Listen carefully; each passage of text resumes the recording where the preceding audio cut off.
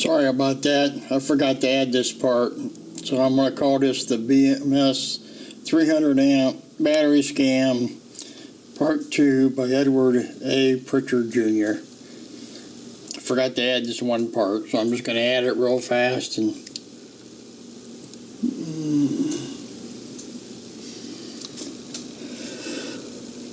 FedEx and up says that for me to ship a product to China, it would cost around $100 to $150.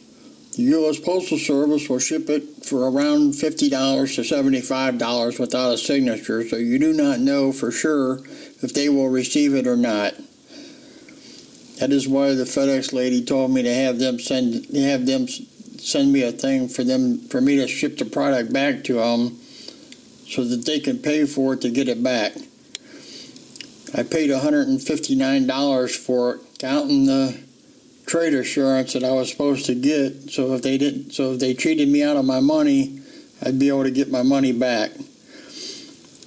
And as I told you, 4 20 amp wires can only handle 8 amps.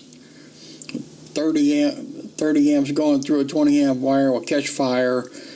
So if you send the 120 amps through the 120 amp supposedly continuous BMS, it'll fry the wires.